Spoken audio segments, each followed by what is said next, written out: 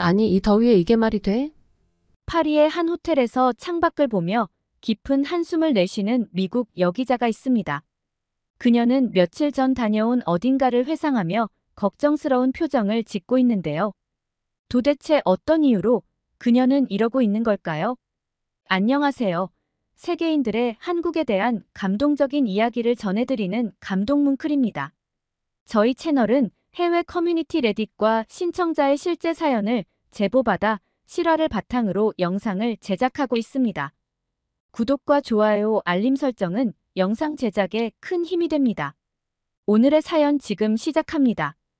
안녕하세요. 저는 미국 방송사에서 스포츠 기자로 일하고 있는 제니퍼 스미스라고 해요. 지난 10년 동안 다양한 스포츠 이벤트를 취재해온 나름 베테랑 기자랍니다. 뉴욕에서 시작된 저의 기자 생활이 이제는 파리까지 이어지게 되었어요. 기자 생활을 이렇게 오래 하게 될 줄은 저도 몰랐어요. 어릴 때부터 저는 스포츠를 너무나 사랑했어요. 초등학교 때는 달리기 선수로 뛰었고 중학교 때는 배구부에 들어가서 스카웃 제의까지 받은 적이 있어요. 그 후 고등학교 때는 농구팀의 주장이었죠. 그래서 대학교 때 전공도 스포츠 저널리즘을 선택했고 자연스럽게 졸업 후에는 기자의 길로 들어섰어요. 스포츠는 제 삶의 큰 부분을 차지하고 있어요. 선수들의 땀과 눈물을 가까이서 지켜보고 그들의 이야기를 세상에 전할 수 있다는 것에 정말 큰 보람을 느꼈습니다. 이번에 파리에 오게 된 이유는 바로 2024년 파리올림픽을 취재하기 위해서예요. 올림픽은 언제나 특별한 의미를 가지고 있죠. 전 세계의 최고의 선수들이 한자리에 모여 실력을 겨루는 이 대회는 스포츠 기자로서도 최고의 기회입니다. 하지만 이번 파리올림픽은 조금 달랐습니다. 보안 강화와 여러 제한으로 인해 도시의 분위기가 평소와는 많이 다르거든요. 제가 파리에 도착한 날 공항에서부터 느껴지는 긴장감은 예사롭지 않았어요. 경비가 삼엄했고 도시는 마치 전쟁 준비를 하는 것처럼 보였습니다. 관광객들은 줄어들었고 거리에는 문을 닫은 가게들이 눈에 띄었죠. 예전 취재차 방문했던 활기찬 파리의 모습과는 많이 달랐습니다. 파리에서의 첫날은 호텔에서 앞으로의 일정에 대해 정리하느라 시간 가는 줄도 몰랐죠. 다음 날부터 저는 매일 아침 일찍 일어나 파리의 곳곳을 돌아다니며 취재를 하기 시작했습니다. 하지만 올림픽을 앞두고 파리의 모습은 도착 첫날 제가 느낀 것보다 더 많이 달라지기 시작했어요. 아침에 일어나 호텔 창문을 열면 거리에는 경찰들이 배치되어 있고 관광객들은 눈에 띄게 줄어들어 있었죠. 예전의 활기찬 분위기는 사라지고 도시는 무거운 공기에 휩싸여 있는 듯 했어요. 하루는 관광객들 사이에서 유명한 노상 카페를 찾아갔습니다. 하지만 SNS에서 봤던 것과는 달리 카페는 거의 빈 테이블들만 보였고 직원들은 한가하게 서 있었어요. 평소보다 길거리가 너무 조용하고 카페에도 손님들이 많이 보이질 않아. 저는 조심스레 카페 사장님께 다가갔죠. 그리고 이번 올림픽을 취재하러 왔다며 제 신분을 밝히고 혹시 인터뷰를 해주실 수 있는지 물었더니 카페 사장님께서는 흔쾌히 허락하셨어요. 제가 예전에 방문했을 때와는 달리 너무 조용하다라고 하자 사장님께서는 네, 올림픽 때문이에요. 보안이 강화되면서 많은 사람들이 파리를 떠났어요. 특히 관광객들이 많이 줄었죠. 라고 하시면서 한숨을 쉬시더라고요. 관광객이 줄어들어가게 운영도 어렵다고 하셨습니다. 파리의 멋진 모습만을 기대하고 왔는데 이렇게 많은 사람들이 어려움을 겪고 있다니 제 마음까지 너무 무거워졌어요. 그렇게 인터뷰를 마치고 저는 다른 곳들도 둘러보았습니다. 하지만 파리의 주요 관광 명소들도 상황은 마찬가지였어요. 루브르 박물관에 갔을 때 평소 같으면 긴 줄이 있을 법한 곳에 사람들이 거의 없었습니다. 그리고 이제는 사전 예약자만 입장이 가능하다고 하더라고요. 저는 운이 좋게도 미리 예약을 해서 들어갈 수 있었지만 그곳에서 만난 다른 관광객들은 무척이나 실망한 표정이었어요. 파리에 와서 루브르를 못 본다는 게 말이 되느냐며 다들 불평을 하더라고요. 박물관을 나와 저는 바로 에펠탑으로 향했습니다. 에펠탑 역시 사전 예약자만을 받고 있었고 보안이 철저하더라고요.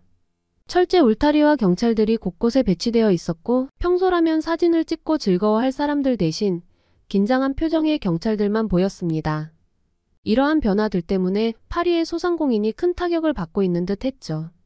제가 자주 가던 빵집 사장님께서도 올림픽 때문에 매출이 반으로 줄었어요. 이렇게 계속되면 가게를 유지하기 어려울지도 몰라요. 하며 한숨을 쉬시더라고요. 저는 파리에서의 취재를 통해 이 도시가 겪고 있는 어려움을 몸소 느낄 수 있었습니다. 그리고 이러한 변화는 단지 파리만의 문제가 아니라는 생각이 들었어요. 세계 곳곳에서 올림픽이 개최될 때마다 그 도시의 일상과 경제에 미치는 영향은 상당히 크니까요. 다음날 저는 다음 취재를 위해 선수촌으로 향할 준비를 했습니다. 선수들이 어떤 환경에서 생활하고 있는지, 그리고 그들이 겪고 있는 어려움은 무엇인지 알아보기 위해서였죠. 올림픽 준비를 위해 파리 전역이 바쁘게 움직이고 있었지만 선수촌은 그 중심에서 특별한 역할을 하고 있다고 생각을 했어요. 선수들이 머무는 곳이니만큼 그곳의 환경은 경기력에 직접적인 영향을 미칠 수밖에 없으니까요. 선수촌의 건물들은 깔끔하고 현대적인 디자인이었지만 주변은 생각보다 조용했어요. 선수촌의 입구에서 저를 맞이한 올림픽 관계자는 친절하게 안내를 해주었습니다. 그는 선수촌의 환경을 설명하며 이번 올림픽을 얼마나 친환경적이게 하려고 노력했는지 강조했죠. 이번 올림픽은 친환경 올림픽을 목표로 하고 있습니다. 그래서 선수촌에는 에어컨 대신 자연 환기를 통해 실내 온도를 유지하고 있습니다. 라고 말하더라고요. 저는 선수들이 머무는 방으로 들어가서 숙소의 상태를 직접 확인했습니다. 선수들의 방은 예상보다 간소한 모습에 정말 놀랐어요. 한눈에 보아도 작은 선풍기가 중앙에 자리 잡고 있는 것이 눈에 띄었죠. 게다가 도쿄올림픽 때 봤던 그 골판지 침대가 보이더라고요. 솔직히 한여름에 선풍기 하나로 지내야 한다는 것이 도저히 이해되지 않았습니다. 특히 작년 여름 파리의 기온이 43도까지 올랐던 것을 기억하고 있었기 때문에 더욱 그랬죠. 하지만 담당 직원분은 에어컨이 없는 올림픽이 가장 친환경적 올림픽이 될 것이라며 자랑을 하기 시작했습니다. 에어컨 대신 직사광선을 피하고 지하 냉각수를 활용해 건물 전체를 외부보다 6도 낮게 유지하도록 설계했다고 했지만 무더위에 선수들이 어떻게 대처할 것인가에 대한 저의 우려는 여전했어요. 지난 도쿄올림픽 때 열사병으로 쓰러졌던 선수들이 생각나면서 과연 선수들이 이 더위 속에서 제대로 경기를 치를 수 있을지 너무 걱정이 되더라고요. 선수촌 내부를 둘러보는 동안에도 몇 명은 무더위에 지쳐 보였습니다. 사실 미리 알고는 있었지만 저희 미국을 포함한 캐나다, 영국, 독일, 그리고 예산이 많은 나라들은 선수들에게 이동형 에어컨을 지원하고 있었습니다. 하지만 우간다와 같은 나라들은 냉방기기를 지원할 자금이 부족해 어려움을 겪고 있었어요. 에어컨이 없는 방에서 지내며 무더위와 싸우고 있는 그들의 모습을 보니 안타까운 마음이 들었습니다. 이것이 정말로 친환경적인 방법인 건지. 개발도상국 선수들은 상대적으로 박탈감을 느낄 거라 생각했죠. 제가 만난 한 선수는 인터뷰에서 예상은 했지만 파리의 이상 기온에 에어컨 없이 지내야 해서 너무 힘들다고 제대로 실력을 발휘할 수 있을지 걱정이 된다고 하더라고요. 스포츠에서 최고 성과를 내기 위해서는 최적의 환경이 필요하다는 것을 알기 때문에 이런 상황이 선수들에게 얼마나 큰 부담이 될지 짐작할 수 있었습니다. 선수촌은 매우 넓었고 다양한 시설들이 갖추어져 있었습니다. 하루에 6만 끼의 식사가 제공되며 항상 운영되는 의료 클리닉도 있었죠. 하지만 이러한 시설들에도 불구하고 에어컨이 없는 더위 문제는 너무 큰 문제라는 생각이 들었습니다.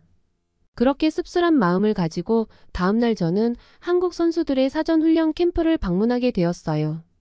사실 전 이번 성화 봉송을 한 BTS의 열렬한 팬이기도 하고 무엇보다 지난 도쿄올림픽에서 너무 좋은 매너를 보여준 한국 선수단들을 꼭 한번 다시 만나보고 싶었거든요. 저는 파리 시내에서 차로 약 1시간 거리에 있는 퐁텐블로에 위치한 한국 선수들의 사전 캠프장으로 향했어요. 미리 조사한 바로는 한국 선수들이 최상의 상태로 경기에 임할 수 있도록 철저하게 준비된 공간이라고 하니 무척 궁금해지더라고요. 캠프에 도착하자마자 깔끔하게 정리된 훈련 시설과 곳곳에 휘날리는 태극기가 눈에 띄었습니다. 원래는 프랑스 국가방위 스포츠 센터였는데 런던 올림픽 이후 12년 만에 운영되는 거라고 하더라고요.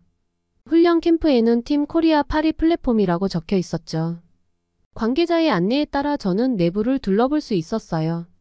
수영장과 실내외 육상장을 비롯해 다양한 종목의 훈련장이 잘 갖춰져 있어 선수들이 최상의 상태로 훈련할 수 있어 보였어요. 캠프 내부는 매우 쾌적했고 선수들은 집중해서 훈련에 임하고 있었죠. 한 선수에게 인터뷰를 요청했더니 사전 캠프에는 훈련 파트너 선수들이 많이 있기 때문에 이곳에서 최대한 훈련을 하고 선수촌에 천천히 들어가기로 했다고 하더라고요. 제가 정말 놀란 건 그 다음이었어요. 한국 대표팀은 선수들의 건강을 최우선으로 생각하며 철저한 준비를 해왔더라고요. 저는 처음 들었는데 한국인은 밥심이라는 말이 있을 정도로 음식에 진심과 정성이 보였어요. 특히 도시락 준비는 정말 인상적이었어요. 저도 취재를 다니며 한식을 먹어볼 기회가 종종 있었는데 선수들의 도시락의 퀄리티는 어마어마했어요. 한국 선수촌에서 온 영양사와 조리사들이 선수들의 식단을 철저하게 관리하고 있었죠. 대회 기간 중에는 한식 도시락을 만들어 선수촌에 배달할 계획이라고 했습니다. 조리사들이 만든 한식 도시락은 맛과 영양을 모두 고려해서 더운 무더위에 지칠 수 있는 선수들을 생각해서 해외에서도 한국 음식으로 영양을 보충하며 체력을 유지할 수 있도록 하는 게 목표라고 했습니다. 또한 한국 대표팀은 다양한 의료 장비를 갖춘 이동식 클리닉을 운영해서 선수들의 부상 예방과 치료를 지원하고 있었어요. 그리고 친환경 냉매제를 활용한 쿨링 재킷과 쿨링 시트를 국가대표 선수들에게 나눠주어 무더운 날씨에도 선수들이 최상의 컨디션을 유지할 수 있도록 했죠. 이는 파리의 무더운 날씨에도 불구하고 선수들이 경기에 집중할 수 있게 해주는 중요한 방편이라고 생각됐어요. 훈련을 마친 후 선수들과 이야기를 나누면서 그들의 사기와 열정을 느낄 수 있었어요. 파리의 무더위와 어려운 환경 속에서도 최선을 다해 준비하고 있는 그들의 모습은 정말 멋있었습니다. 그동안의 선수들의 노력이 헛되지 않게 선수들을 위한 세심한 맞춤 서비스와 음식까지 사전에 철저하게 준비하는 한국인들의 모습을 보고 정말 대단하다는 생각이 들었죠. 한국 선수들의 사전 훈련 캠프를 방문한 후 저는 다시 파리 시내로 돌아와 계속해서 현장을 취재했어요. 올림픽 개막이 가까워질수록 파리의 분위기는 점점 더 긴장감으로 가득 차게 되었죠. 과연 이번 올림픽이 무사히 진행될 수 있을지에 대한 걱정이 커졌어요. 도심 곳곳에 배치된 경찰과 군 병력은 파리의 긴장된 상황을 잘 보여줬어요. 주요 도로와 장소는 철저히 통제되고 있었죠. 전쟁과 테러의 위협 속에서 치러지는 이번 올림픽은 보안 문제가 가장 걱정이었습니다. 마크롱 대통령이 필요하다면 개회식 장소를 변경할 가능성까지 언급할 정도였으니까요. 경기장들은 기존의 유명 관광 명소와 장소들을 활용해서 더 흥미로웠어요. 에펠탑 앞 잔디밭에서 비치발리볼 경기가 열리고 임시 경기장에서는 유도 경기가 펼쳐질 예정이죠. 베르사유 궁전에서는 승마 경기가 펼쳐진다고 하는데 정말 멋있겠다고 생각이 들었죠. 이 모든 장소들이 올림픽을 위해 특별히 준비된 것이라고 했습니다. 하지만 인터뷰를 해본 결과 이번 올림픽의 문제점들이 많이 보였어요. 정작 올림픽을 즐겨야 할 파리의 주민들은 올림픽 기간 동안 도시에 머무르는 것보다 에어비앤비를 통해 집을 빌려주고 그 수익으로 휴가를 떠나려는 계획을 세우고 있었습니다. 에어비앤비는 올림픽 기간 동안 약 50만 명의 여행객을 수용할 것으로 예상되며 이는 이전 연도에 비해 2배에 달하는 수치였죠. 이런 변화는 여행객들에게는 큰 도전이 될 수밖에 없어요. 파리의 대중교통 시스템 또한 올림픽 동안 큰 변화가 이루어진다는 사실을 알았습니다. 특정 지하철 노선은 폐쇄되거나 요금이 급등한다는 것이었어요. 한 번 타는 지하철 티켓의 가격이 2배로 오르고 주요 관광지와 경기장 근처의 도로는 통제될 예정이라고 했습니다. 센강을 따라 열리는 개막식 준비로 인해 많은 구간이 폐쇄되거나 제한돼서 많은 불편함을 겪었던 시민들은 이번 파리올림픽 때 파리로 오지 말라는 말까지 나올 정도였으니까요. 이번 취재 내내 너무 실망스러운 소식들만 취재하게 돼서 제 마음도 편치 않았습니다. 철저한 준비를 해온 한국 선수단의 소식 밖에는 딱히 쓸 뉴스가 없어서 저는 한국 특집 기사를 내보내는 쪽으로 방향을 틀었습니다. 사전 훈련 캠프에서의 열정적인 훈련과 완벽한 식단 관리, 그리고 의료 지원까지 한국은 정말로 모든 것을 완벽하게 준비해왔더라고요. 한국의 철저한 준비성을 보며 이번 올림픽에서도 좋은 성과를 낼 수 있을 거라는 기대를 갖게 되었어요. 이런 열악한 상황에서도 한국 선수들이 잘 해낼 수 있을 거라는 믿음이 생겼죠. 많은 이슈들이 있지만 파리에서의 마지막 취재를 마치며 저는 이 도시와 사람들이 올림픽을 통해 하나가 되는 모습을 지켜보길 기대하고 있어요. 파리올림픽의 성공적인 개최를 위해 그리고 선수들과 시민들 모두가 무사히 올림픽을 즐길 수 있기를 간절히 바라고 있습니다. 이제 저는 계속해서 파리에 머무르며 한국팀의 소식에 대해 중점적으로 취재할 예정이에요. 이번 올림픽에 부디 아무도 다치지 않고 별 탈 없이 잘 마치기를 진심으로 바라고 있어요. 그리고 그 과정 속에서 한국 선수들이 빛나는 순간들을 많이 만들어주기를 응원합니다. 오늘의 사연 어떠셨나요?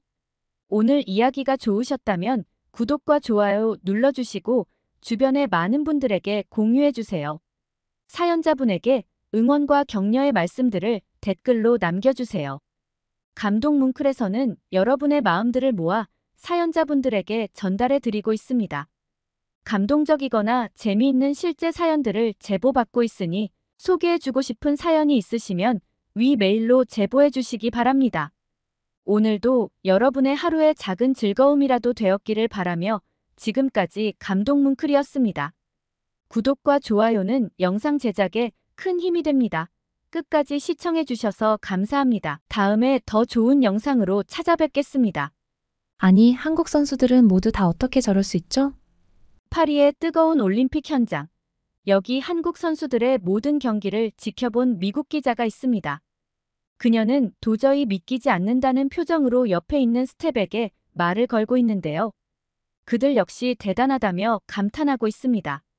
도대체 무엇이 이들을 이토록 놀라게 만든 걸까요? 오늘의 사연 바로 시작합니다. 안녕하세요. 저는 미국의 지역 신문기자 미셸입니다. 오늘은 여러분께 아주 특별한 이야기를 들려드리려고 해요. 2024년 파리올림픽에서 한국 선수들이 보여준 놀라운 성과의 비밀에 대해 말씀드리겠습니다. 저는 일주일 전 올림픽 취재를 하기 위해 프랑스로 왔답니다. 예전 같으면 친한 파리지앵들과 에펠탑 주위에 피어있는 꽃들도 구경하며 한가로이 휴가를 즐기고 있었을 텐데 올해는 달랐죠. 이번 여름 파리의 기온은 30도 이상을 기록하며 매우 더운 날씨가 계속되고 있거든요. 그래서 실제로 올림픽에 참가하는 많은 선수들이 경기에서 어려움을 겪고 있어요. 그날은 오후부터 취재가 있어서 간만에 여유를 갖고 샹젤리제의 작은 카페에 앉아 커피를 마시고 있었습니다. 늘 하듯이 노트북을 열고 올림픽 공식 웹사이트를 확인했죠. 그런데 이게 웬일일까요? 최신 올림픽 메달 집계가 화면에 표시돼 있었는데 한국 선수들의 이름이 금메달 리스트를 채우고 있더라고요. 오마이갓, 이럴 수가. 저도 모르게 감탄사가 튀어나왔어요. 자세히 보니 한국은 벌써 금메달 1개, 은메달 1개, 동메달 1개를 획득했더라고요. 첫 금메달의 주인공은 펜싱 남자 사브르 개인전의 오상욱 선수였어요. 은메달은 사격 공기소총 혼성 경기에서 박하준 금지연 선수가, 그리고 동메달은 수영 남자 400m 자유형에서 김우민 선수가 따냈더군요. 특히 오상욱 선수의 금메달 소식에 저는 깜짝 놀랐어요. 2021년 도쿄올림픽 때는 8강에서 탈락했던 선수가 이번에는 한국 남자 사브르 선수로는 최초로 올림픽 개인전 결승에 진출해 우승까지 차지했다니 말이에요. 그때 취재하러 갔을 때도 훤칠한 키와 아이돌같이 잘생긴 외모에 솔직히 운동선수가 맞나 싶을 정도로 너무 멋있어서 반해버렸었거든요. 그런 오상욱 선수가 이번에 딴 금메달로 한국 펜싱 선수 최초로 주요 국제대회 개인전 그랜드슬램을 달성했다고 하더라고요. 와, 대단하다. 저는 감탄을 금치 못했어요. 사격 종목에서도 놀라운 소식이 있었죠. 박하준 금지연 선수가 공기소총 혼성 경기에서 은메달을 땄다는 소식이었어요. 본선에서 2위를 차지하고 금메달 결정전에 직행해 은메달을 확보한 거죠. 이전 대회인 2020 도쿄 대회에서 끊겼던 한국 사격이 파리에서 첫 일정부터 은메달을 얻어 이번 대회 전망을 밝게 했더라고요. 동메달은 수영에서 나왔는데 김우민 선수가 남자 400m 자유형에서 동메달을 따낸 거였어요. 무려 12년 만에 나온 한국 수영의 올림픽 메달이라는 사실에 대단하다라는 생각이 들었어요. 세상에 한국 선수들이 이렇게 잘하다니. 저는 놀라움을 감출 수 없었습니다. 옆 테이블에 앉아있던 노부부가 저를 힐끔 쳐다보며 미소를 지었죠.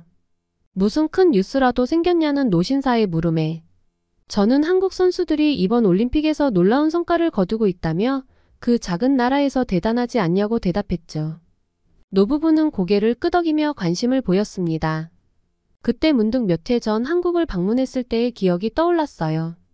당시 평창 동계올림픽 이후 한국 컬링팀의 성공 비결을 취재하러 갔었죠. 그때 본 한국인들의 모습이 지금 올림픽 결과와 묘하게 겹쳐 보였습니다. 저는 커피를 한 모금 마시며 그때의 기억을 되짚어 보았어요. 서울의 분주한 식당에서 어린 아이들이 젓가락으로 밥을 먹는 모습을 유심히 지켜봤었죠. 처음에는 그저 문화적 차이라고만 생각했지만 지금 와서 보니 그 장면이 새로운 의미로 다가오더라고요. 아, 맞다. 갑자기 머릿속에 번뜩이는 게 있었습니다. 혹시 젓가락 사용이 한국 선수들의 뛰어난 집중력과 손재주의 비결이 아닐까 하는 생각이 들더라고요. 그래서 바로 인터넷 검색을 시작했죠. 검색 결과를 보니 정말 놀라웠어요. 특히 펜싱 남자 사브르 개인전 금메달리스트 오상욱 선수의 인터뷰가 눈에 띄었어요.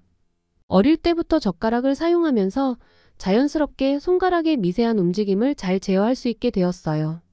이게 펜싱에서 큰 도움이 됐죠. 라고 말했더라고요. 또 사격 공기소총 혼성 경기 은메달리스트 박하준 선수의 말도 기억에 남았어요.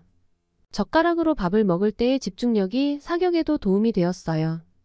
작은 밥알 하나하나를 집중해서 집어먹는 그 순간이 관역을 겨누는 순간과 비슷하거든요. 수영 남자 400m 자유형 동메달리스트 김우민 선수도 비슷한 얘기를 했더라고요. 어릴 때부터 젓가락 사용이 손가락과 손목의 힘을 기르는 데 도움이 되었어요. 수영할 때 물을 가르는 손 모양을 만드는 데도 영향을 줬다고 생각해요. 이 모든 인터뷰 내용을 종합해 보니 정말 흥미진진한 이야기가 만들어지고 있었어요. 젓가락 사용이 한국 선수들의 뛰어난 실력에 영향을 미쳤을 거라는 생각이 강하게 들었죠. 그리고 정말 흥미로운 내용들을 알게 되었어요.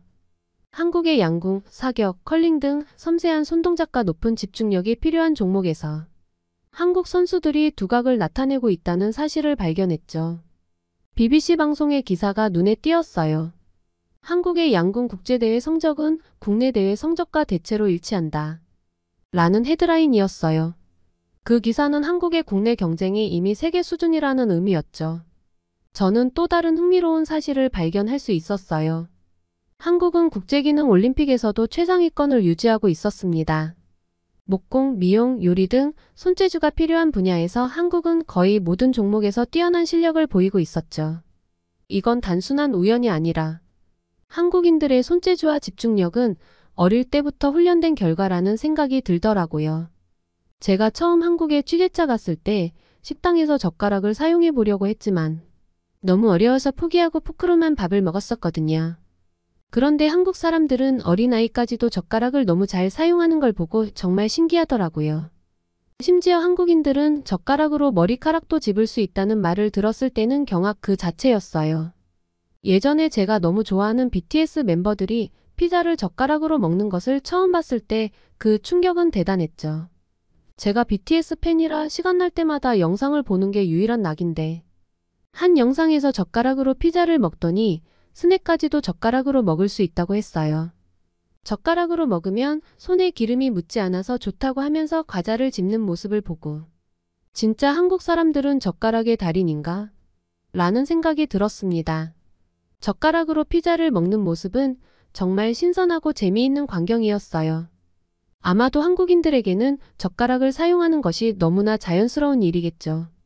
이렇게 젓가락을 자유자재로 사용하는 한국인들을 보면서 저도 도전해보고 싶다는 생각이 들더라고요. 그래서 피자를 젓가락으로 먹는 것을 시도해봤는데 도저히 할 수 없어서 포기했었죠. 한국의 새로운 문화를 경험하면서 한국의 젓가락 기술에 대해 더 많은 존경심을 가지게 되었습니다. 그 후로 한국인들의 젓가락 사용이 하나의 예술같이 보였어요. 어린 시절부터 자연스럽게 익히는 기술이지만 그 섬세함과 정확성은 많은 연습과 노력이 필요할 것 같았거든요. 이런저런 생각을 정리해보니 젓가락 사용이 한국 선수들의 뛰어난 실력에 영향을 미쳤을 거라는 생각이 강하게 들었죠. 그래서 저는 한국의 스포츠 과학자분에게 제 신분을 밝히고 이메일로 연락을 했습니다. 서울대학교 스포츠과학과의 교수님과 연락이 됐는데 정말 놀라운 설명을 들었어요. 교수님께서는 젓가락 사용이 뇌의 운동 피질과 감각 피질을 자극하여 뇌의 가소성을 향상시켜서 새로운 운동 기술을 배우는데 큰 도움이 된다고 하셨습니다. 그리고 문의 메일을 드렸던 다른 박사님께서는 젓가락 사용은 양손의 협응력을 키우는 데 도움이 된다고 하셨어요. 특히 탁구나 배드민턴 같은 종목에서 중요한 능력이라고 하시더라고요. 이 모든 내용을 듣고 나니 마치 퍼즐 조각을 맞추는 것 같았어요. 한국 선수들의 뛰어난 실력에는 어릴 때부터 길러진 젓가락 사용이 큰 역할을 했다는 사실이 점점 더 명확해졌습니다. 저는 젓가락 사용이 손가락의 미세한 움직임을 통제하는 능력을 키우고 이것이 스포츠와 기술 분야에서의 우수성으로 이어진다는 가설을 세웠어요. 그리곤 흥분된 마음으로 노트북을 덮고 내일 만나기로 한 한국 기자분에게 부탁해서 인터뷰를 해야겠다고 결심하고 카페를 나섰습니다. 그날 밤 호텔 방으로 돌아와 창밖을 바라보며 생각에 잠겼어요. 한국 선수들의 눈부신 활약에는 수천 년 동안 이어져온 문화의 힘이 숨어 있었던 거예요. 다음 날 아침 저는 일찍 일어나 올림픽 경기장으로 향했어요. 한국 선수들의 경기를 직접 보고 싶었거든요. 경기장에 도착하자 활기찬 분위기가 저를 반겼습니다. 관중석은 이미 많은 사람들로 가득 차 있었어요. 그날 본 경기들은 정말 놀라웠어요. 탁구 복식 경기에서 한국 선수들의 손놀림은 마치 마술사의 손짓 같았죠. 공을 받아치는 순간 젓가락으로 밥알을 집어올리는 모습이 떠올랐어요. 그 정확성과 속도는 정말 눈을 뗄 수 없게 만들더라고요. 양궁 경기장에서는 또 다른 놀라운 광경을 목격했습니다. 한국 선수가 활시위를 당기는 모습은 마치 젓가락으로 가느다란 국수를 집어 올리는 것처럼 섬세하고 정확했어요. 그 순간 저는 깨달았죠. 젓가락 사용이 단순히 손재주를 키우는 것이 아니라 전신의 균형과 집중력을 향상시키는 데도 큰 역할을 한다는 것을요. 경기가 끝나고 한국 스태프들과 잠시 이야기를 나눌 기회가 있었어요. 혹시 젓가락 사용이 양궁 실력에 도움이 되었나요? 스태프는 밝게 웃으며 대답했어요. 네, 맞아요. 한국인들은 어릴 때부터 젓가락을 사용하면서 자연스럽게 손끝의 감각이 발달했어요. 활시위를 당기고 놓는 그 찰나의 순간에 그 감각이 큰 도움이 되죠. 그 말을 들으니 제 가설이 맞았다는 확신이 들었어요. 젓가락 사용이 한국 선수들의 뛰어난 실력 뒤에 숨겨진 비밀이었던 거죠. 하지만 이건 단순한 도구 사용의 문제가 아니었어요. 그 뒤에는 오랜 시간 동안 축적된 문화와 전통이 있었던 거죠. 그날 저녁 저는 예전 평창 올림픽을 취재하러 갔을 때 친분을 쌓은 한국 스포츠 전문 기자분과 어렵게 인터뷰 약속을 잡을 수 있었어요. 올림픽 경기 중이라 기자분도 바쁘셨는데 고맙게도 제게 시간을 내주시더라고요. 아주 잠깐의 시간이지만 저에게는 너무 절실했죠. 기자님과 오랜만에 만나 서로의 안부를 묻고 저는 바로 인터뷰를 하기 시작했습니다. 한국 선수들은 어떻게 그렇게 놀라운 집중력을 가질 수 있었는지 물었더니 기자분은 기다렸다는 듯이 미소를 지으며 대답하셨죠. 사실 비결은 아주 간단해요. 바로 이것입니다. 그는 가방에서 네모난 상자를 꺼냈어요. 그리고는 저에게 한국에서 해외 스태프분들 드리려고 미리 챙겨왔다고 하시면서 선물 상자를 주시더라고요. 상자 안에는 뜻밖의 물건이 들어 있었습니다. 젓가락이요? 제 예상이 틀리지가 않다는 것을 확신하게 되었어요. 네, 맞아요. 한국인들은 어릴 때부터 이걸로 밥을 먹어요. 매일 작은 쌀알을 집는 연습을 하는 거죠. 이게 얼마나 대단한 집중력 훈련인지 아세요? 기자님은 젓가락을 건네며 말했죠. 한번 이것을 집어보세요. 기자님은 즉석으로 가방에서 작은 소지품을 꺼내 제게 집어보라고 하셨습니다. 하지만 저는 번번이 실패했죠. 보세요, 이게 얼마나 어려운지. 한국인들은 이걸 매일 하는 거예요. 양궁할 때의 집중력이 바로 여기서 나오는 거죠. 또 젓가락 덕분에 손목의 미세한 움직임을 완벽하게 제어할 수 있어요. 펜싱에서 가장 중요한 게 뭔지 아세요? 바로 정확성과 스피드예요. 젓가락 덕분에 우리는 그 두 가지를 모두 갖출 수 있었죠. 그렇게 잠깐의 인터뷰를 마치고 기자님은 취재를 위해 자리에서 일어나셨어요. 기자님이 떠나신 뒤에 저는 좀 더 알아보기 위해 검색을 하기 시작했습니다. 한국인들이 젓가락을 잘 사용하는 것은 그들의 높은 지능과도 관련이 있다는 사실을 발견했죠. 연구에 따르면 한국은 평균 IQ가 세계에서 6번째로 높은 나라라고 했습니다. 높은 지능은 한국의 교육 시스템과도 관련이 있지만 일상생활에서 손을 많이 사용하는 것도 큰 역할을 한다는 논문이었어요. 어렸을 때부터 젓가락을 사용하며 손의 섬세한 운동 능력을 발달시키는 것이 뇌 발달에 긍정적인 영향을 미친다는 사실은 정말 흥미로웠습니다. 기자분이 가시고 홀로 카페의 은은한 조명 아래 앉아 노트북을 열고 지금까지 취재한 내용을 정리하기 시작했어요. 창밖으로 보이는 에펠탑의 불빛이 파리의 밤하늘을 수놓는 모습이 정말 아름답더라고요. 그 모습을 바라보며 한국 선수들의 놀라운 성과와 그 뒤에 숨겨진 문화적 비밀에 대해 생각에 잠겼답니다. 젓가락의 마법 한국 올림픽 선수들의 숨겨진 강점이라는 제목으로 글을 시작했어요. 제 기사가 단순한 스포츠 기사를 넘어 한국의 문화와 전통이 현대의 놀라운 성과로 이어지는 아름다운 이야기가 될 것 같아 가슴이 설렜답니다. 글을 쓰면서 문득 한국의 젓가락 문화가 어떻게 시작되었는지 궁금해졌어요. 역사를 거슬러 올라가 보니 젓가락의 사용이 기원전 5000년경 중국에서 시작되어 한국으로 전해졌다고 하더라고요. 그런데 한국인들은 정말 대단했어요. 그냥 받아들이기만 한 게 아니라 그들만의 독특한 방식으로 발전시켰더라고요. 한국의 젓가락은 중국, 일본 것과는 완전히 달랐어요. 중국의 젓가락은 대부분 대나무로 만들어졌으며 끝이 뭉툭했습니다. 또한 일본의 젓가락은 끝이 뾰족하고 길이가 짧은 편이에요.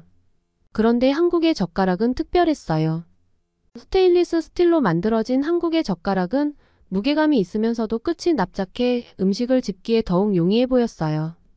이게 더 정교한 손동작을 필요로 하게 만들었고 결과적으로 손가락 움직임을 더 섬세하게 만들었다고 하는데 너무 신기했어요.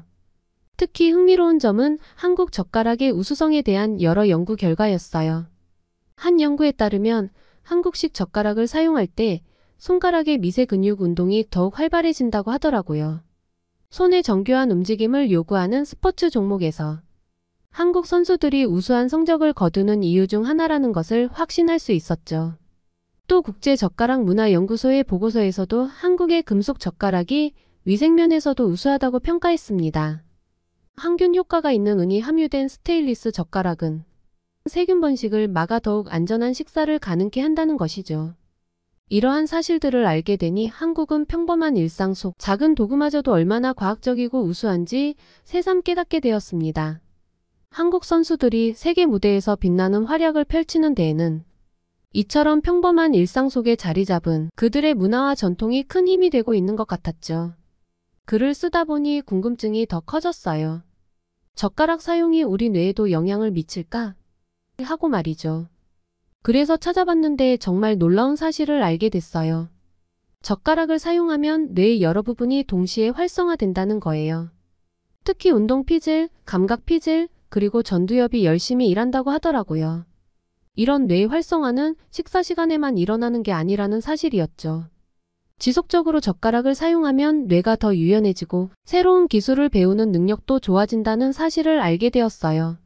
이게 바로 한국 선수들이 새로운 운동 기술을 빨리 익히고 완벽하게 해내는 비결이었던 거죠. 그리고 젓가락 사용이 집중력 향상에도 도움이 된대요. 생각해보면 당연한 것 같았어요. 젓가락으로 음식을 집어 입으로 가져가는 것도 꽤 집중력이 필요한 일이잖아요. 이런 일상적인 훈련이 스포츠 경기에서 필요한 극도의 집중력으로 이어진다고 하니 정말 놀라웠습니다. 특히 양궁이나 사격 같은 정적인 스포츠에서 한국 선수들이 보여주는 놀라운 집중력, 그 비밀을 알아낸 것 같아 기뻤습니다. 오랫동안 한 곳을 응시하며 미세한 움직임을 제어하는 능력, 그게 바로 한국인이 매일 사용하는 젓가락의 힘이었던 거예요. 수영이나 체조처럼 양손을 잘 써야 하는 종목에서도 한국이 정말 대단한 성과를 내고 있는 것도 젓가락을 사용하면서 양손을 함께 쓰는 연습을 많이 해서 그런 것 같았죠. 한참을 글을 쓰다 보니 이런 생각이 들더라고요.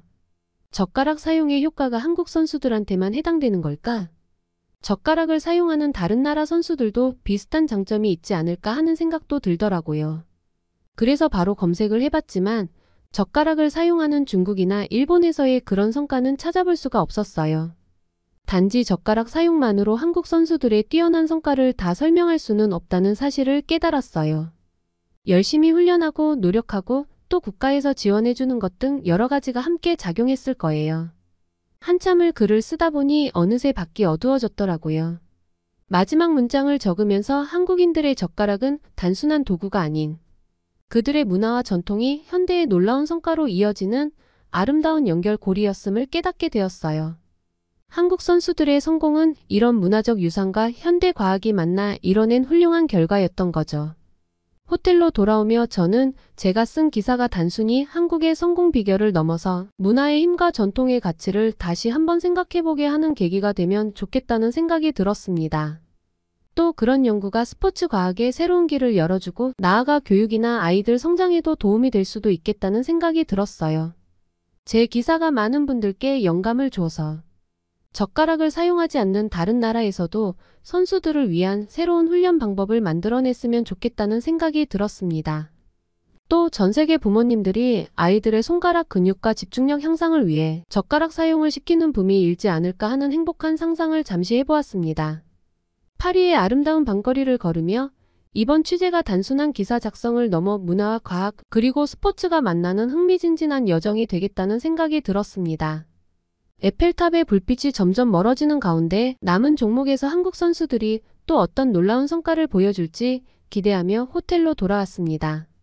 한국인들의 평범한 일상 습관이 어떻게 특별한 재능으로 발전할 수 있는지, 또 그들이 소중한 문화 전통을 지키는 것을 얼마나 중요하게 생각하는지, 그리고 그것이 현대 사회에서 어떤 새로운 가치를 만들어낼 수 있는지를 모두가 함께 생각해보는 기회가 될 것 같았어요. 제 기사가 스포츠 과학의 새로운 길을 열어줬으면 좋겠어요. 젓가락 사용과 운동 능력의 관계를 더 깊이 연구한다면 운동선수들의 실력을 더욱 향상시킬 수 있는 새로운 방법을 찾을 수 있을 것 같아요. 이건 단순히 메달을 많이 따는 것을 넘어서 인간의 잠재력을 최대한 끌어올리는 데 도움이 될 수 있다는 확신이 들었습니다.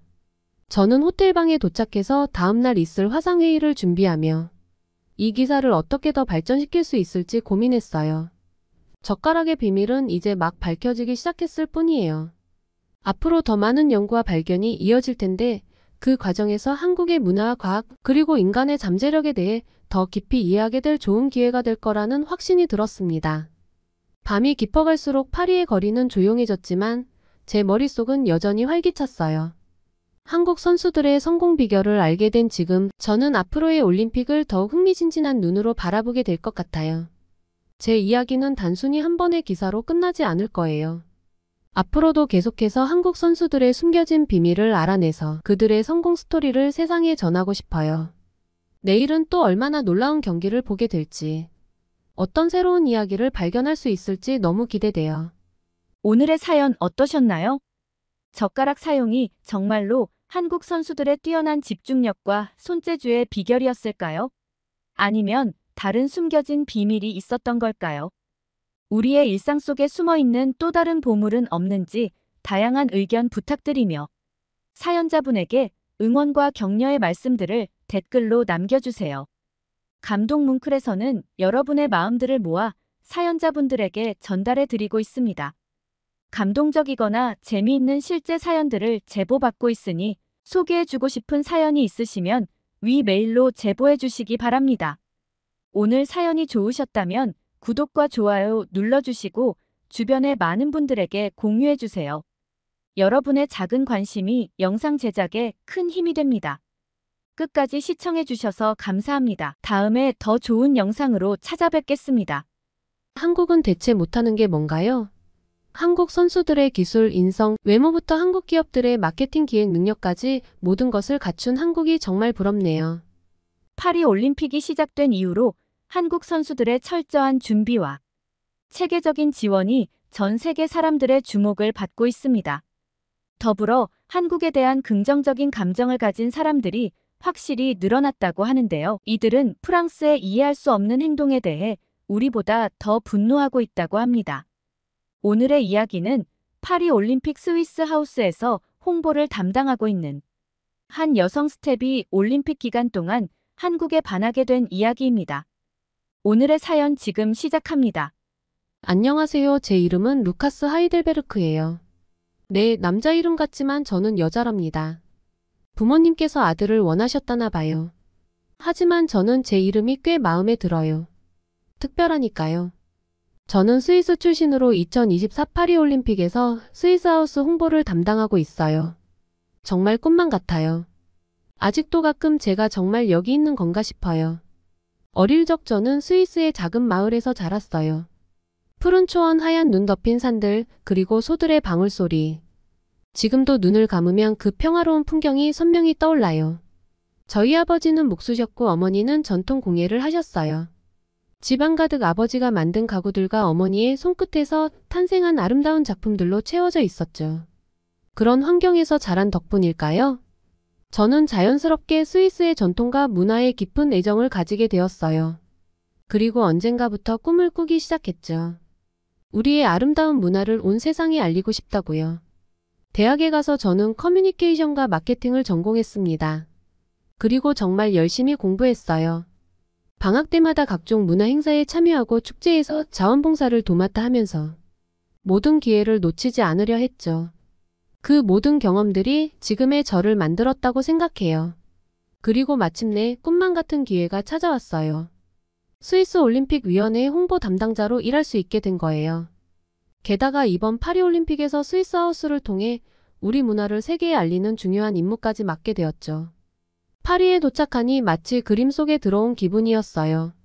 역사의 숨결이 느껴지는 건물들과 활기찬 거리들이 저를 단번에 사로잡았죠. 스위스 하우스는 알프스의 한 조각을 옮겨온 듯한 아늑한 곳에 자리 잡았어요. 첫 며칠 동안은 새로운 환경에 적응하느라 정신이 없었어요. 스위스 하우스의 세팅은 정말 멋졌어요. 스위스의 전통 음악이 은은하게 흐르고 방문객들은 치즈와 초콜릿 향기에 이끌려 들어왔죠. 알프스의 웅장한 풍경을 담은 사진전도 마련되었어요. 정말 바쁜 나날들이었어요. 매일 아침 스위스 하우스에 도착해 하루를 시작했죠. 방문객들을 맞이할 준비를 하고 전통 스위스 복장을 한 직원들과 함께 치즈와 초콜릿을 나눠주며 알프스의 아름다운 풍경이 담긴 사진전을 안내했어요. 특히 전통 음악 공연이 열릴 때면 정말 뿌듯했죠. 누군가의 얼굴에 미소가 번지고 우리 문화에 긍정적인 반응을 보일 때마다 이 일을 선택한 게 정말 잘한 결정이었다고 느꼈어요. 올림픽이 한창인 지금 파리의 거리는 전 세계에서 온 사람들로 북적거리고 있죠. 그런데 말이에요. 우리 스위스 하우스는 생각만큼 사람들의 관심을 끌지 못하고 있어서 좀 걱정이 되더라고요. 방문객 수가 줄어들면서 직원들 사이에서도 불안감이 퍼지고 있었죠. 특히 코리아하우스의 성공 소식을 들을 때마다 부럽기도 하고 책임감의 마음이 무거워졌어요. 그날 밤 숙소로 돌아가면서 뭐가 부족한 걸까? 하는 생각이 들더라고요. 7월의 어느 날 아침 여느 때와 다름없이 출근을 하는데 문득 길 건너편에 있는 코리아하우스 앞에 긴 줄이 늘어서 있는 걸 보았어요. 아침 일찍부터 저렇게 많은 사람들이 줄을 서다니 대체 무슨 일인지 궁금하더라고요. 결국 궁금증을 참지 못하고 조금 더 가까이 다가가 봤는데 사람들 손에는 예약 티켓이 들려 있었어요. 세상에. 코리아하우스는 예약을 해야만 입장할 수 있다는 사실을 그제서야 알았어요. 그런데도 이렇게 많은 사람들이 모여 있다니 정말 대단하다는 생각이 들더라고요. 동료의 목소리에 정신이 번쩍 들었어요. 맞아요. 저도 서둘러야 했죠. 하지만 코리아하우스의 인기가 머릿속에서 떠나지 않았습니다. 출근하는 내내 우리 스위스 하우스와 비교하며 생각에 잠겼어요. 우리도 스위스의 아름다운 알프스와 정밀한 시계 기술, 맛있는 치즈와 초콜릿 문화를 소개하고 있는데 왜 이렇게 차이가 나는 건지 의아했죠. 사무실에 도착해서 컴퓨터를 켜고 업무를 시작했지만 자꾸만 코리아하우스 생각이 났어요. 결국 점심시간을 이용해 코리아하우스를 방문해보기로 결심했습니다. 다행히 점심시간이라 그런지 아침보다는 줄이 짧아져 있었어요. 그래도 30분 정도 기다린 후에야 입장할 수 있었죠. 코리아하우스에 들어서자마자 눈이 휘둥그레졌어요. 입구부터 한국의 전통 문양으로 꾸며져 있었고 은은한 국악 선율이 흘러나오고 있었거든요. 마치 시간 여행을 한 것 같은 느낌이 들었습니다. 입구에서는 한복을 입은 직원들이 미소 지으며 방문객들을 맞이하고 있었습니다. 들어가 보니 사람들은 한국 음식을 맛보고 문화를 체험하며 즐거워 보였어요. 사람들의 웃음소리, 음악소리 정말 활기찼죠. 하우스 내부는 다채로운 장식들과 체험 부스들로 가득했어요. 각 부스마다 긴 줄이 늘어서 있었고 모두가 즐거워 보이더라고요. 저는 모든 체험을 해봐야겠다고 생각했죠. 첫 번째 공간은 한복 체험존이었어요. 다양한 색상의 한복들이 전시되어 있었고 실제로 입어볼 수도 있었죠. 많은 방문객들이 한복을 입고 사진을 찍느라 정신없어 보였어요. 저도 잠깐 한복을 입어봤는데 색다른 모습에 저도 모르게 웃음이 나왔어요. 다른 방문객들과 사진도 찍고 한복의 아름다움을 느낄 수 있었어요. 특히 소매 끝부분의 색동이 너무 아름답더라고요. 한 외국인 관광객이 한복을 입고 즐거워하는 모습이 인상적이었는데 나중에 들어보니 그 관광객은 유명 유튜버였다고 해요. 그녀의 영상 덕분에 코리아하우스의 인기가 더 올랐다고 하더라고요. 그 다음으로 한식 체험존으로 이동했어요. 여기서는 비빔밥, 김치, 불고기 등 다양한 한국 음식을 맛볼 수 있었죠. 조심스럽게 떡볶이를 한 입 먹어봤어요. 와, 이렇게 맵고 달콤한 맛은 처음이었어요. 특히 비빔밥 만들기 체험이 인기가 많았어요. 방문객들이 직접 비빔밥을 만들고 먹어보는 모습이 정말 즐거워 보였습니다. 매콤한 양념과 신선한 재료들이 어우러져 정말 맛있어 보이더라고요. 한 프랑스 요리사는 김치의 발효 과정에 대해 굉장히 흥미로워하더라고요. 그는 김치가 프랑스의 치즈만큼이나 복잡하고 깊은 맛을 가졌다고 평가했어요. K-팝 댄스 체험존에서는 방탄소년단, 블랙핑크 등 유명 K-팝 그룹의 춤을 배울 수 있었어요. 젊은 방문객들이 특히 이 공간을 좋아하는 것 같았죠. 음악에 맞춰 함께 춤을 추는 모습이 정말 활기차 보였습니다. 놀랍게도 여기에는 실제 K-팝 아이돌 출신의 강사들이 있었어요. 그들의 친절한 지도 덕분에 춤을 잘 추지 못하는 사람들도 쉽게 따라할 수 있었죠. 특히 방탄소년단의 다이너마이트 안무를 배우는 코너가 가장 인기 있었어요. 마지막으로 한국기술체험존을 방문했어요. 여기서는 삼성, LG 등 한국의 대표 기업들의 최신 기술을 체험할 수 있었죠. VR, AR 기술을 이용한 체험들이 특히 인상적이었어요. VR 기기를 쓰고 노트르담 대성당의 역사를 증강현실로 체험할 수 있어서 정말 놀라웠어요. 또한 AR 기술을 이용해 한글을 배우는 프로그램도 있었는데 외국인들이 재미있게 한글을 익히는 모습이 인상적이었습니다. 코리아하우스는 전통과 현대를 잘 조화시킨 프로그램들로 가득했어요. K-팝 뮤직비디오 상영, 현대 미디어 아트 전시 등 다양한 경험을 제공하고 있었습니다. 특히 현지인과 관광객들이 함께 어우러져 전통춤과 음악을 즐기고 있는 장면이 매우 인상적이었어요. 그 열정과 에너지가 고스란히 전해져 왔죠. K-팝 뮤직비디오 상영 때는 젊은 방문객들이 함께 노래하고 응원하는 모습도 봤고요. 이런 프로그램들이 젊은 방문객들을 끌어들이는 데 성공하고 있었죠. 코리아하우스를 돌아보면서 깨달은 게 있었어요. 바로 체험이 중요하다는 거죠. 단순히 보여주는 것이 아니라 직접 경험하고 느낄 수 있게 해준다는 점이 코리아하우스의 가장 큰 매력이었어요. 그리고 전통과 현대를 적절히 조화시킨 점도 인상 깊었습니다. 코리아하우스를 나오면서 머릿속이 복잡해졌어요. 우리 스위스하우스와 너무나 다른 모습이었거든요. 숙소로 돌아오는 길, 코리아하우스에서 느낀 열기가 제 몸에 남아있는 것 같았어요. 그리고 동시에 걱정도 되기 시작했죠. 우리 스위스하우스도 이렇게 사랑받을 수 있을까? 어떻게 하면 스위스의 매력을 더 잘 전달할 수 있을까? 이런 생각들이 제 머릿속을 가득 채웠어요. 뭔가 더 많은 변화가 필요하다는 걸 느꼈죠. 호기심에 인터넷을 뒤져봤어요. 코리아하우스, 파리올림픽의 새로운 명소로 떠오르다. 하루 4만 명이 방문하는 코리아하우스, 이런 기사들이 쏟아져 나왔어요. 실제로 코리아하우스는 단순히 전통만을 보여주는 게 아니었어요. 현대 문화와의 융합을 통해 더 다양한 경험을 제공하고 있었습니다. 그때 문득 깨달았어요. 우리도 변해야 한다고요. 전통은 지키되 현대적인 요소를 더해 다양한 경험을 제공해야 했어요. 예를 들어 전통 스위스 공예와 현대 디자인을 결합한 워크숍이나 유명 스위스 DJ를 초청해 전통과 현대 음악을 함께 즐기는 파티 같은 걸요. 용기를 내어 이 아이디어를 제안했어요. 우리도 변화가 필요해요. 전통만으론 부족해요. 현대적인 요소를 더해 젊은 층도 끌어들여야 해요. 다행히 제 의견에 다들 동의해 주셨고 우리는 조금씩 변화를 시도하기 시작했어요. 하지만 여전히 쉽지 않았어요. 많은 사람들이 코리아하우스를 더 선호했거든요. 날이 갈수록 코리아하우스는 정말 대단했어요. 며칠 뒤 저는 또 좌석에 이끌리듯 코리아하우스로 향했습니다.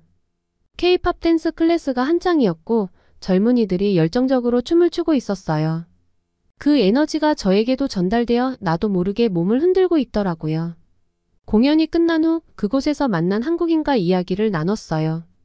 어떻게 하면 이렇게 많은 사람들의 관심을 끌 수 있냐는 제 질문에 직원분은 우리 문화는 사람들에게 새로운 경험을 제공해요. 그런 경험을 통해 한국에 대해 더 많이 알게 되죠. 열정과 진심이 중요해요. 라고 말씀하시더라고요. 그 말을 듣고 우리 프로그램에 더 많은 열정과 진심을 담아야겠다고 생각했어요. 사람들에게 단순히 보여주는 것이 아니라 진정한 경험을 제공하는 것이 중요하다는 것을 깨달았죠. 코리아하우스는 한국의 문화와 기술을 세계에 알리는 중요한 역할을 하고 있었어요. K컬처존, K푸드존, 포토이즘존 등 다양한 테마존으로 구성되어 있었고 각 존마다 특색 있는 프로그램들이 진행되고 있었어요. 특히 인상적이었던 것은 BTS의 소속사인 하이브와 협력하여 K-팝 무대 의상을 전시하고 있다는 점이었어요. 또한 한국의 주요 관광 명소를 배경으로 사진을 찍을 수 있는 관광 홍보센터도 운영하고 있었죠. 코리아하우스는 단순히 올림픽 기간 동안의 이벤트를 넘어서 한국의 문화와 기술을 세계에 알리는 종합 플랫폼 역할을 하고 있었어요. 이를 통해 한국의 국가 브랜드 가치를 높이고 관광객 유치와 수출 증대 효과까지 노리고 있다는 것을 알 수 있었죠. 다음 날 점심시간에 동료들과 이야기를 나눴어요. 모두들 코리아하우스에 대해 궁금해했죠. 제가 다녀온 경험담을 말하자 다들 직접 가봐야겠다고 하더라고요. 순간 저는 같은 아시아인 일본이나 차이나하우스는 어떨까 궁금해졌어요. 소문으로는 그쪽도 관광객이 많지 않아 썰렁하다고 하더라고요.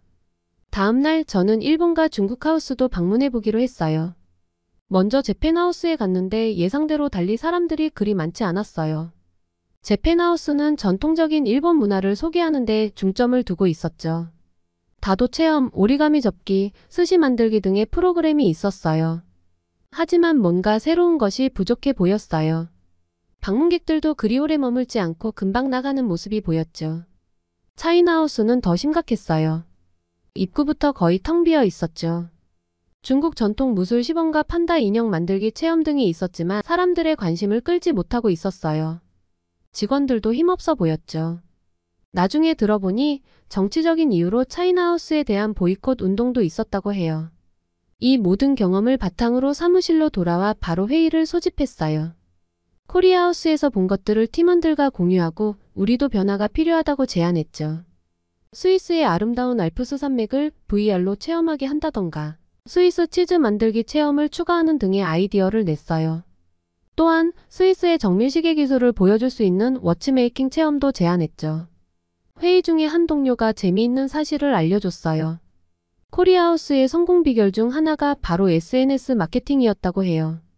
인스타그램이나 틱톡에서 해시태그 코리아하우스를 검색해보면 수많은 게시물이 올라와 있다는 거예요. 특히 한복을 입은 사진이나 비빔밥 만들기 영상들이 바이럴하게 퍼져나가고 있었죠. 코리아하우스의 인기는 날이 갈수록 대단했어요. 매일 밤 코리아하우스 앞에는 긴 줄이 늘어섰고 K-팝 공연이 있는 날이면 그 주변은 인산인해를 이뤘죠. 저는 여전히 그들의 성공 비결을 완전히 이해하지 못했어요. 어느 날 저녁 업무를 마치고 나오다 우연히 코리아하우스 앞을 지나가게 되었어요. 그날따라 줄이 평소보다 더 길어 보여서 호기심에 끌려줄 끝에 섰죠. 기다리는 동안 주변 사람들과 이야기를 나누게 되었는데 그들 대부분이 한국 문화에 대해 깊은 애정을 가지고 있다는 걸 알게 되었어요. 한국 드라마를 보면서 한국어를 배우기 시작했어요. 이제는 자막 없이도 조금씩 알아들을 수 있답니다. 영국에서 온 20대 여성이 자랑스럽게 말했죠. 저는 한국 음식에 빠졌어요. 김치를 직접 담그는 법도 배웠죠. 이번에 코리아하우스에서 비빔밥 만들기 체험을 한다고 해서 왔어요. 영국에서 온 중년 남성의 눈이 반짝였죠. 그들의 이야기를 들으며 저는 문화의 힘이 얼마나 강력한지 다시 한번 깨달았어요. 단순히 제품이나 기술을 보여주는 것이 아니라 그 나라의 일상과 감성을 공유하는 것. 그것이 바로 코리아하우스의 성공 비결이었던 거예요. 드디어 제 차례가 되어 코리아하우스에 들어갔을 때 저는 완전히 다른 세계에 온 것 같았어요. 초반에 왔을 때와 또 틀리더라고요. 입구에서부터 볼 수 있는 한국 선수들의 사진, 한복을 입은 직원들의 친절한 미소, 그리고 곳곳에 자리 잡은 인터랙티브 전시물들, 모든 것이 조화롭게 어우러져 있었죠. K뷰티 존에서는 방문객들이 한국의 스킨케어 루틴을 배우고 직접 체험할 수 있었고 K푸드 존에서는 김치찌개부터 불고기까지 다양한 한국 음식을 맛볼 수 있었죠. 그리고 K팝 존. 거기는 정말 다시 봐도 대단했어요. 실제 K-팝 아이돌들의 안무를 배우고 녹화할 수 있는 공간이 마련되어 있었는데 사람들이 줄을 서서 기다리고 있더라고요. 코리아하우스를 둘러보면서 저는 계속해서 아이디어 노트에 메모를 했어요. 우리 스위스하우스에도 적용할 수 있는 아이디어들이 끊임없이 떠올랐거든요. 단순히 스위스의 관광지나 제품을 소개하는 것이 아니라 스위스인들의 일상과 문화를 더 깊이 있게 보여줄 수 있는 방법들을 고민했죠. 처음에는 단순히 스위스하우스의 홍보를 성공시키는 것이 목표였지만 이제는 그 이상의 의미를 찾게 된 것 같았어요. 문화는 경쟁의 대상이 아니라 서로 배우고 성장할 수 있는 토대라는 것. 그리고 진정한 문화 교류는 서로의 일상과 감정을 이해하는 것에서 시작된다는 것. 이런 깨달음들이 제 마음속에 깊이 자리 잡았어요. 이번 파리올림픽은 제게 단순한 스포츠 행사가 아니었어요.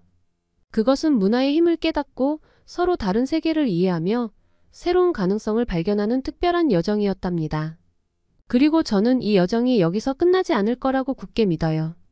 앞으로도 계속해서 문화의 다리를 놓는 역할을 하고 싶어요. 스위스와 한국 그리고 세계의 다양한 문화들이 서로 어우러져 더 풍성하고 아름다운 하모니를 만들어내는 그날까지 말이에요.